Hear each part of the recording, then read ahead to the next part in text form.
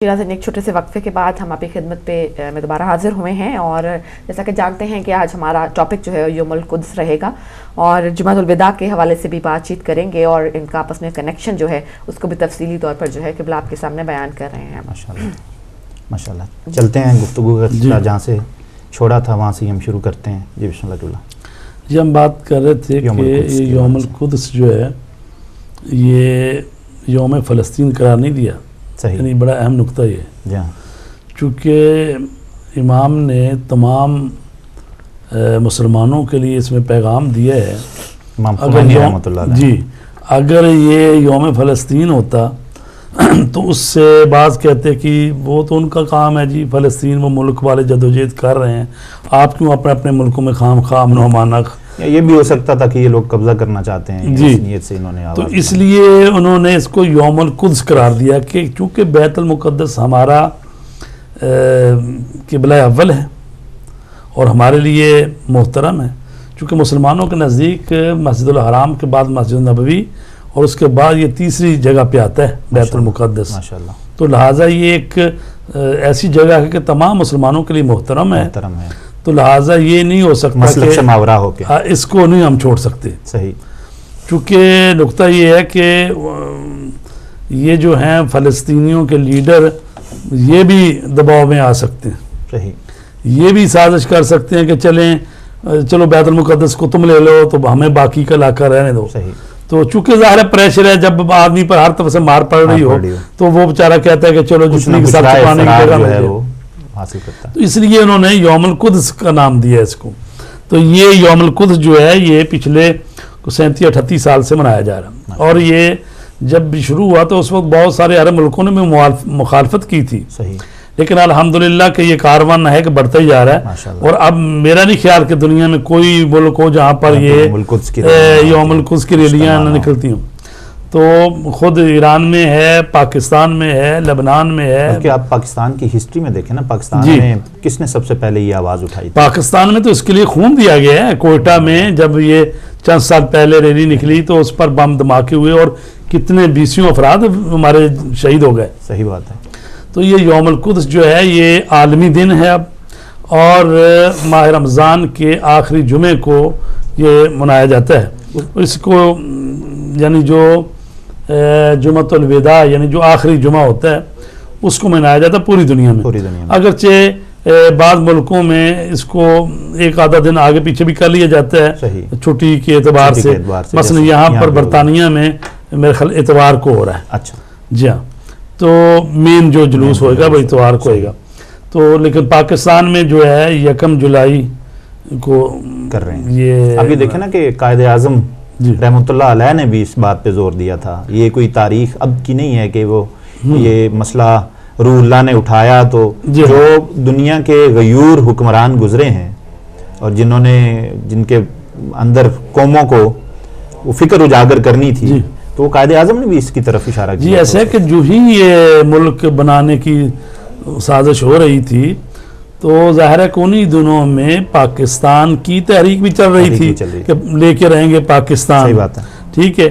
तो ये जो जंगे अजीम हुई उसमें चूँकि दौलत उस्मानिया ने साथ दिया था इनके मुखालिफिन का। सही बात है।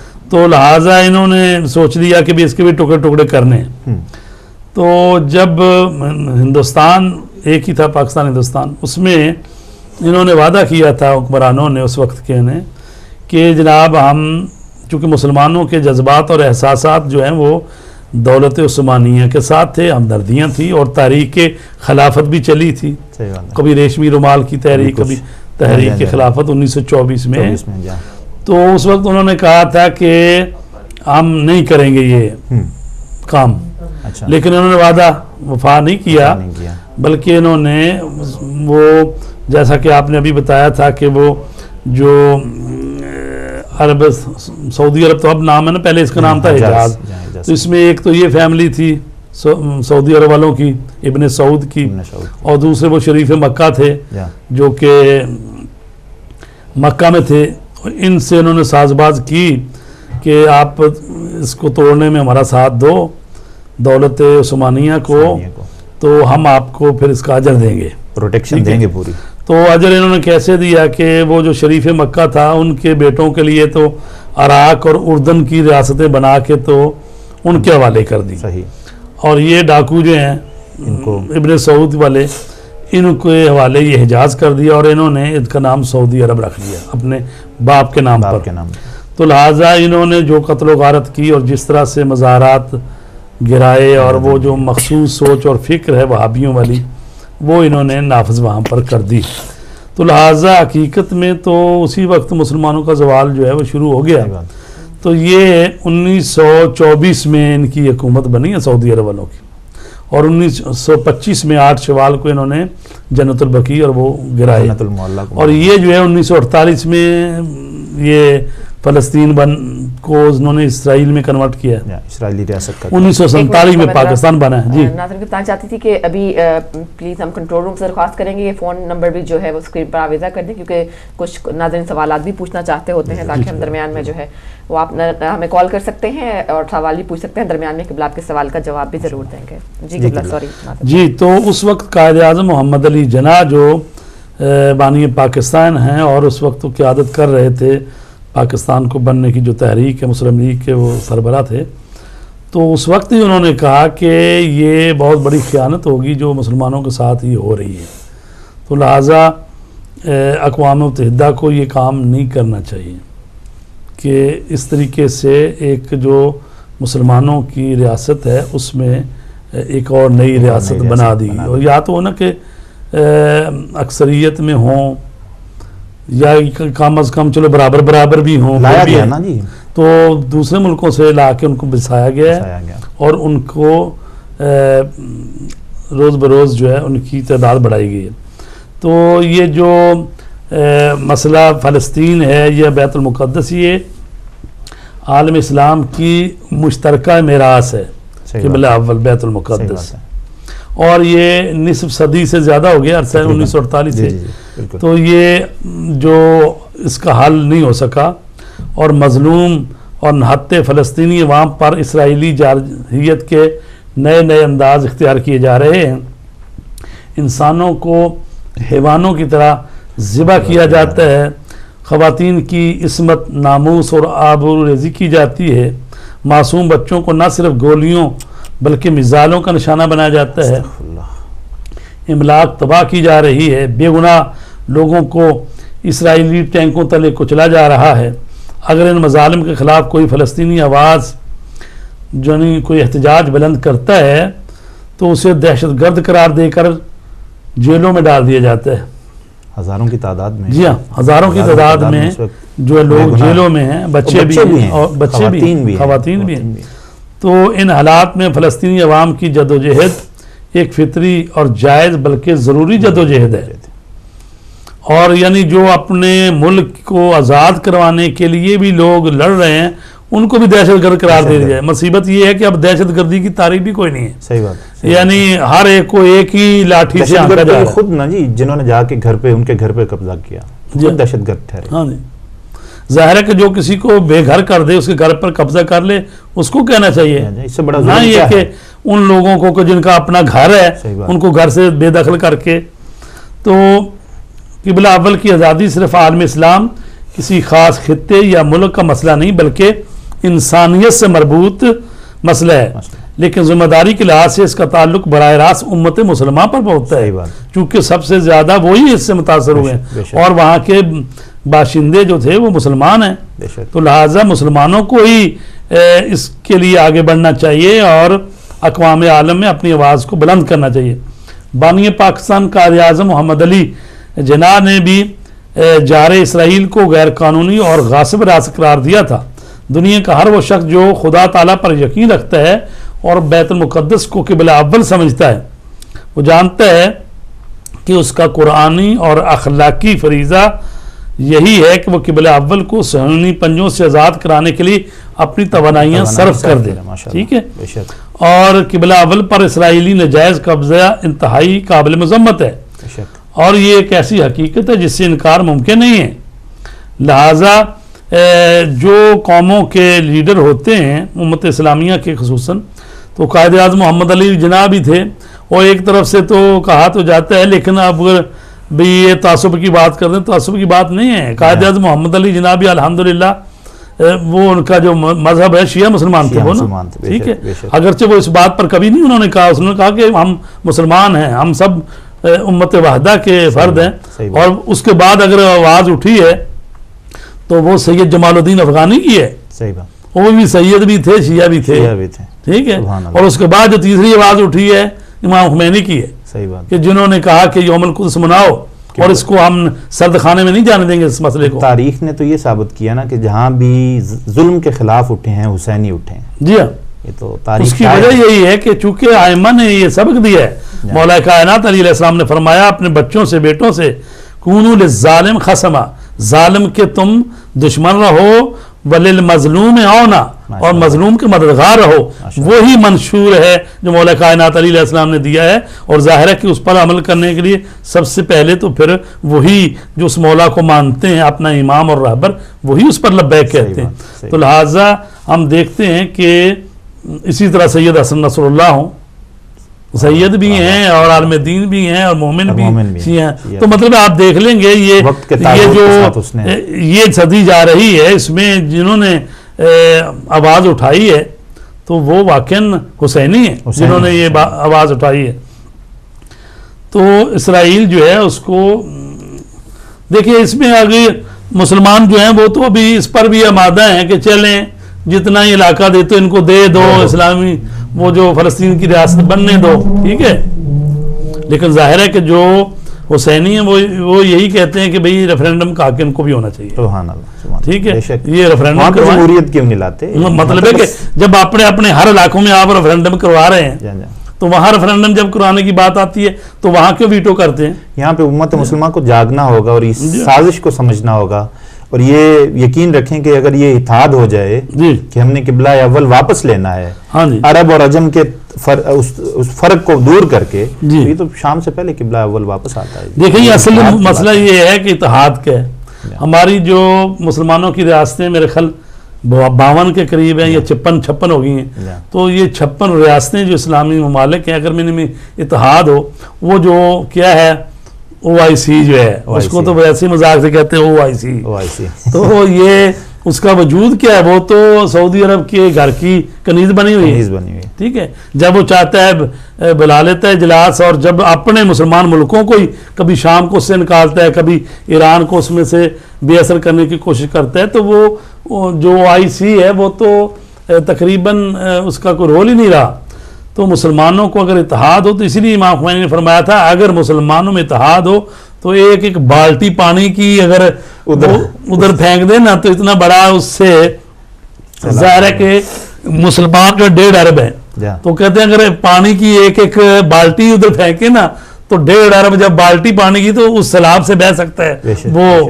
تو مطلب ہے کہ اتحاد اتفاق کی بات نہیں ہے نا جی، اتحاد نہیں ہے. اور اب مصیبت یہ ہے کہ یہ جو نئی بیداری کی لہر اسلامی ملکوں میں آئی تھی اس کو بھی کس طریقے سے وہ داعش اور ادھر موڑ دیا گیا. ٹھیک ہے جی.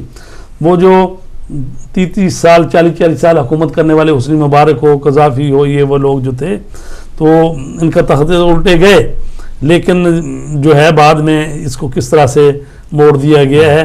پہلے انہوں نے کہا جی ہم نیا مشرق وسطیٰ بنانا چاہتے ہیں، یہاں جمہوریت لانا چاہتے ہیں. جب دیکھا کہ اگر جمہوریت کی بات ہوگی تو پھر جس علاقے میں جو لوگ ہیں پھر ووٹنگ ہوگی تو ظاہر ہے بحرین میں تو حکومت ان کی بننی چاہیے نا. پھر اسی طرح یمن میں کن کی بننی چاہیے.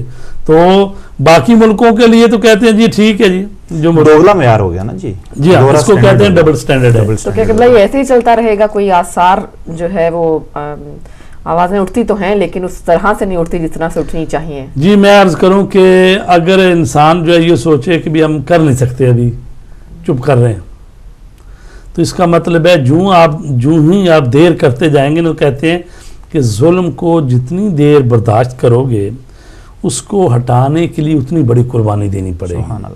تو لہٰذا کہا ہے کہ ظلم کو برداشت نہیں کرنا چاہیے. جب ظلم برداشت کیا جاتا ہے نا تو ایک لحاظ سے جو مظلوم ہے وہ بھی ساتھی ہو جاتا ہے، اس لیے کہ اس نے کیوں ظلم برداشت کیا. تو جب وہ ظلم برداشت کرتا ہے تو اس کا مطلب ہے کہ وہ خود تو سستی اختیار کر لیتے ہیں کہ بھئی ابھی نہیں وقت ہے، تو اس کا مطلب ہے خود تو چلو زندگی گزار گئے، برداشت نہیں کی انہوں نے تکلیف، لیکن ان کی آئندہ نسلیں جو ہیں وہ تکلیف برداشت کریں گی. وہ ایک اور بھی تو فرمان ملتا ہے نا حلال مشکلات کا، کہ میں دیکھ رہا ہوں کہ یہ لوگ تم سے طاقت و اقتدار چھین لیں گے کیونکہ وہ اپنے باطل پہ متحد ہیں اور تم اپنے حق پہ بکھرے ہوئے ہو. تو آج اگر امت مسلمہ، امت محمدی ہم جس کو کہتے ہیں، اگر آج ہم اس جھنڈے کے نیچے ایک ہو جائیں تو مولا کا وہ فرمان سچ ہو جائے گا کہ ہم اگر حق پہ اکٹھے ہو جائیں گے تو یہ باطل تو خود ہی نیست و نابود ہو جائے گا.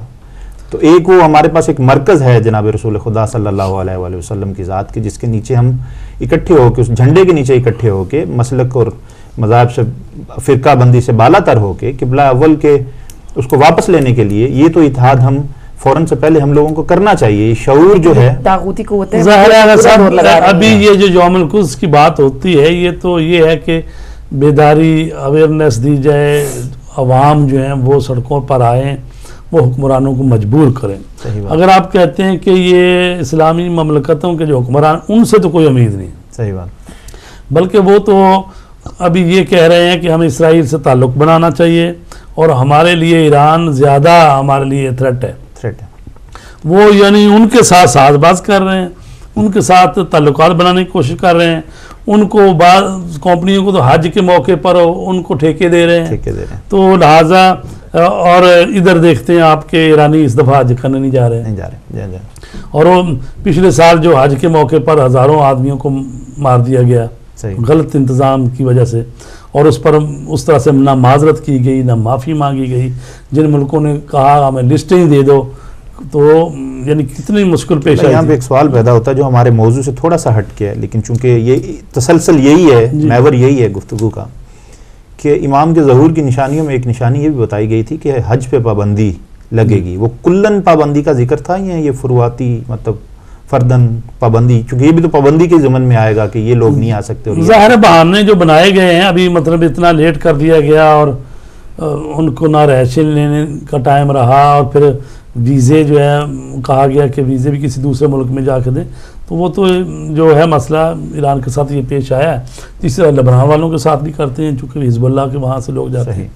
تو یہ ایک علیحدہ ہے. ہم تو ابھی بیت المقدس کو رو رہے ہیں، تو مشکل تو ہمیں یہ بھی پیش آ رہی ہے کہ کہیں ایسا نہ ہو کہ یہ جو بیت اللہ خانہ کعبہ ہے یہ بھی اگرچہ ان کے نرگے میں ہی ہے، خاص سوچ اور فکر کے لوگوں کے، حالانکہ یہ میراث سب کی ہے، سب تمام عالم اسلام کے لیے ہے یہ خانہ کعبہ، مسجد نبوی. لیکن وہ جس سوچ و فکر کے حامل افراد وہ ہیں کہ وہ اسی طرح اگر پابندیاں لاتے رہے تو جو بھی ملک ان کی سوچ سے اختلاف رکھے گا یا ان سے اختلاف نظر رکھے گا تو ان ملکوں کو بھی یہ اسی طرح کریں گے.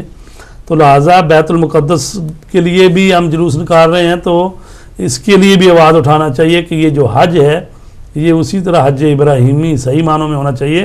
اس میں برات از مشرکین بھی ہونی چاہیے، چونکہ یہ نہیں ہے کہ سادہ سا اپنا عبادت کریں، چکر لگائیں، طواف کریں، آ جائیں. نہیں، وہ جو برات از مشرکین جو حج کا ایک حصہ ہے کہ اللہ کے ساتھ وفاداری اور طاغوت کے ساتھ بیزاری، تو یہ حج کا اہم حصہ ہے، اس کو بھی شامل ہونا چاہیے. کال شامل کرتے ہیں. جی ہلو، السلام علیکم. السلام علیکم. وعلیکم السلام. قبلہ صاحب آپ کو جی وعلیکم السلام. جی بھائی صاحب آپ کو بھی السلام. وعلیکم السلام. وعلیکم السلام. ماشاءاللہ بہت پیارا ٹاپک رکھا ہے یوم القدس. مہربانی. قبلہ صاحب سے صرف یہ پوچھنا چاہتا ہوں، قبلہ صاحب مجھے صرف اتنا بتا دیں، کئی سالوں سے ہم اس یوم القدس کو منا رہے ہیں، اور یوم القدس کو صرف ہم لوگ ہی منا رہے ہیں جو آل محمد کے ماننے والے ہیں، دوسروں کی اس میں اتنی زیادہ تعداد شامل نہیں ہوتی. کیا یوم القدس صرف شیعوں کے لیے ہے اور کسی کے لیے نہیں ہے؟ اس کا تقدس تو سب مسلمانوں کے لیے ہے، لیکن یہاں تو صرف ہم لوگ آیت اللہ خمینی رضوان اللہ سے کہیں کہ اپیل پہ ہم منا رہے ہیں. حق تو یہ تھا کہ یہ وہ اپیل تھی جو سب کے لیے تھی، تو سب کو اس میں شامل ہو کر یہ بتانا چاہیے تھا کہ یوم القدس کے لیے ہم سب ایک ہیں. لیکن ہمیں آج تک اس میں یہ نظر نہیں آیا. بہت کم ایسے لوگ دوسرے ہیں مذہب کے ہیں جو اس میں شامل ہوتے ہیں، اور جو ہوتے بھی ہیں وہ بھی अपने मेल मलाप की वजह से क्या आना पड़ता है, वरना हो सकता है वो भी ना आ सकें। तो किबला एक तो बात ये सवाल पूछना चाहता हूँ कि इसकी क्या वजह है कि यौमुल कुद्स सिर्फ अहले तशरीह का ही है और किसी का नहीं है।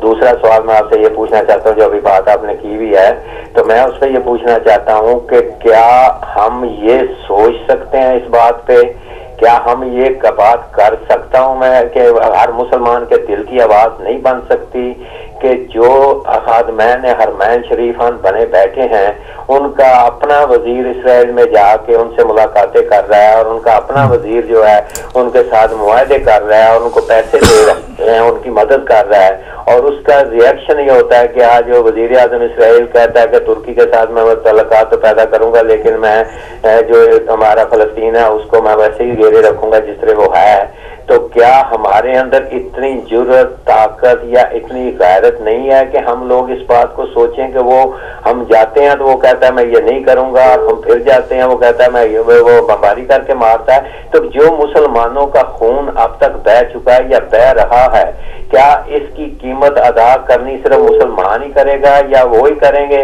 जिनके मुल्क पे पड़ता है, या कि सारे मुसलमान 34 ममालिक यमन के खिलाफ इकट्ठे हो सकते हैं मुसलमान के खिलाफ? तो क्या ये 34 ममालिक इसराइल के खिलाफ इकट्ठे नहीं हो सकते? क्या इसराइल इनके लिए इतना भारी हो चुका है कि इनकी गैरत को सुला दिया इसराइल ने? इस पे थोड़ी सी रोशनी डालें तो पता चले हमें क्या मुसलमान किस मकाम पे खड़े हैं।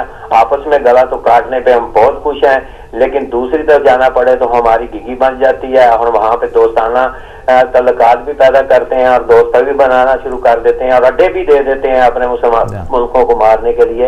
इस पे थोड़ा सा आप रहें कि इसकी क्या वजह क्या है, क्या मुसलमान की गैरत इतनी सो चुकी है या क्या मसला है? थैंक यू जी, मेहरबानी। शुक्रिया आपकी कॉल का। जी इनके सवाल का या इनकी जो इन्होंने पॉइंट उठाया उस पे बात माशाल्लाह जी नफीसा ने बड़े अच्छे नुकात वाले ब्रेक ले लें पहले, जी फिर तसल्ली से बात करते हैं। जी नाज़रीन, जाएंगे हम छोटे से ब्रेक की तरफ, ब्रेक के बाद वापस आते हैं और इस गुफ्तगू के सिलसिले को जारी रखते हैं। लेते हैं